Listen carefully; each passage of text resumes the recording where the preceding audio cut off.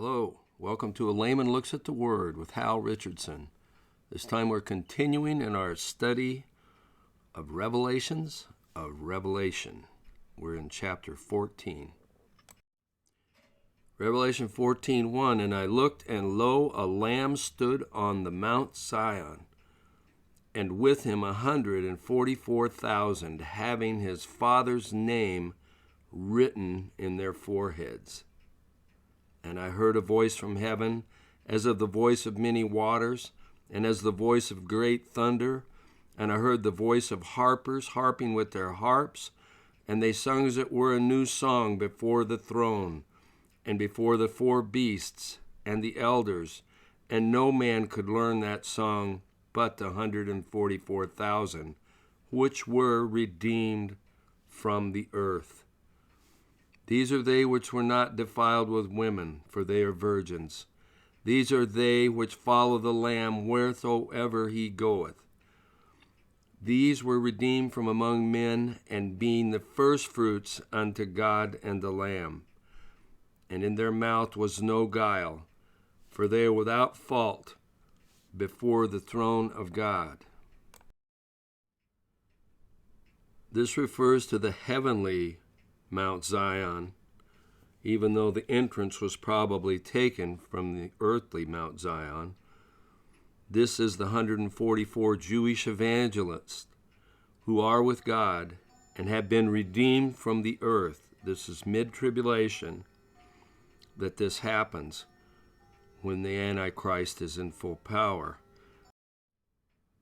God took Enoch and Elijah to heaven without death. These 144,000 are now taken as well. They had been marked for God and protected from the plagues. Now they are with him. God has already shown by the rapture of the church that the living could be transformed without death. O death, where's thy sting? O grave, where's thy victory? 1 Corinthians 15:55. Revelation 14:6, And I saw another angel fly in the midst of heaven, having the everlasting gospel, to preach unto them that dwell on the earth, and to every nation, and kindred, and tongue, and people, saying with a loud voice, Fear God, and give glory unto him, for the hour of his judgment is come. Worship him that made the heaven, and the earth, and the sea, and the fountains of waters. So to save the people of the earth that missed the rapture, and bring all the Jews to know their Messiah, God sent the 144,000 evangelists and the 2 witnesses to Jerusalem, and now an angel flying through the heavens, all to proclaim the eternal gospel of Jesus Christ. Revelation 14:8, And there followed another angel saying, Babylon is fallen, that great city, because she made all the nations drink of the wine of the wrath of her fornication. We know that the ancient city of Babylon fell to Persia and the Medes, but this is a spiritual and physical place that exists at the end times. Verse 9, And the third angel followed them, saying with a loud voice, If any man worships the beast in his image, and receives the mark, his mark, in his forehead or in his hand, the same shall drink of the wine of the wrath of God, which is poured out without mixture unto the cup of his indignation. And he shall be tormented with fire and brimstone in the presence of the holy angels and in the presence of the Lamb. And the smoke of their torment ascendeth up forever and ever. And they have no rest, day nor night, who worship the beast and his image, and whosoever receiveth the mark of his name. Here is the patience of the saints. Here are they that keep the commandments of God and the faith of Jesus. This shows us that there will be saints made during the tribulation. From the 144,000, from the 2 witnesses, from the angels flying through heaven, there will be saints, people that come to Christ, made during the tribulation. Revelation 14:13. And I heard a voice from heaven saying unto me, Write, Blessed are the dead which die in the Lord from henceforth. Yea, saith the Spirit, that they may rest from their labors, and their works do follow them. So those who are converted to Jesus during the last 3.5 years of the Great Tribulation will be killed if they are found. Revelation 14:14. And I looked, and behold, a white cloud, and upon the cloud one sat like unto the Son of Man, having on his head a golden crown, and in his hand a sharp sickle. And another angel came out of the temple, crying with a loud voice to him that sat on the cloud, Thrust in thy sickle and reap, for the time is come for thee to reap, for the harvest of the earth is ripe. And he that sat on the cloud thrust in his sickle on the earth, and the earth was reaped. This could be a mid-tribulation rapture of the converted Christians. For you don't see angels with a crown on their head and looking like the Son of Man, but this is what John saw. 14:17. And another angel came out of the temple which is in heaven. He also had a sharp sickle.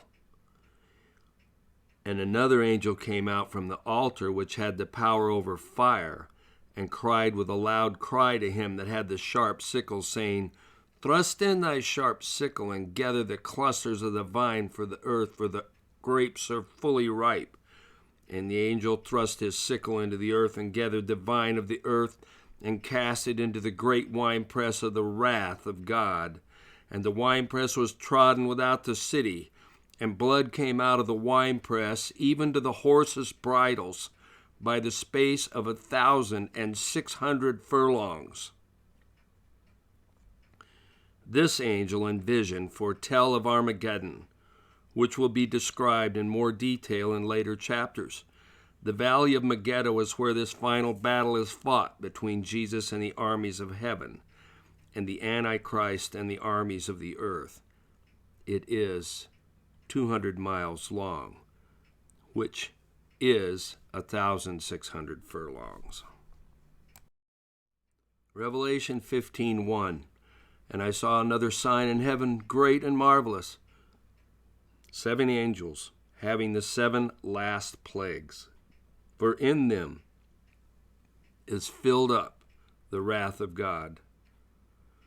And I saw, as it were, a sea of glass mingled with fire, and them that had gotten the victory over the beast, and over his image, and over his mark, and over the number of his name, stand on the sea of glass, having harps of God. And they sing the song of Moses, the servant of God, and the song of the Lamb, saying, Great and marvelous are thy works, Lord God Almighty. Just and true are thy ways, thou King of saints. Who shall not fear thee, O Lord, and glorify thy name? For thou only art holy. For all nations shall come and worship before thee, for thy judgments are made manifest. Who else could this be except the converted Christians that have had victory over the Antichrist and standing on this sea of glass with the harps of God? These are the raptured ones that will be taken out of the earth prior to the great tribulation of the last 3.5 years. The ones left did not listen to the 144,000 or the 2 prophets or the angel. They have rejected their last chance of being saved from this terrible time.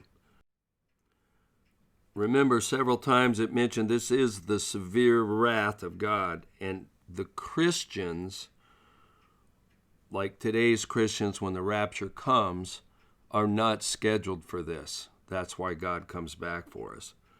The 7-year tribulation has the last 7 years of Jacob's trouble pronounced on Israel. Jeremiah 30, verse 7. This is for a period of 490 years in Daniel 9. Paul tells us that all Israel will be saved and come to know Jesus as their Messiah. The tribulation brings them to that point where they mourn for the one they pierced. Zechariah 12:10. Judaism will call on the name of the Lord and be saved. That is prophesied, and it will happen. And that 490 years was cut short when Jesus came as the Messiah and was rejected. That was 483 years of that prophecy, so the last 7 years is what's left. Revelation 15:5. After that I looked, and behold, the temple of the tabernacle of the testimony in heaven was opened. And 7 angels came out of the temple, having the 7 plagues, clothed in pure and white linen, having their breasts girded with golden girdles. And one of the 4 beasts gave unto the 7 angels 7 golden vials, full of the wrath of God, who lives forever and ever. And the temple was filled with smoke from the glory of God and from his power, and no man was able to enter into the temple until the 7 plagues of the 7 angels were fulfilled. Well, I'm going to close there for today. Remember this, that Jesus is the King. All of this stuff is in his hands as King of the universe. He's the one that can deliver you and deliver several people during this period. But he's the one that will take us out before it ever even starts if we live in him and are part of his family. If you don't know him today, if he's not the Lord of your life, if he's not directing your life, get with him today. Time is short. The rapture is an imminent thing that's coming. Jesus is returning. This is Hal Richardson. Join me next time, and we'll get in to the bowls of wrath, the very heart of the end of the tribulation, and how all of the plagues that are coming on the world. This is Hal Richardson. Join me next time. Bye for now.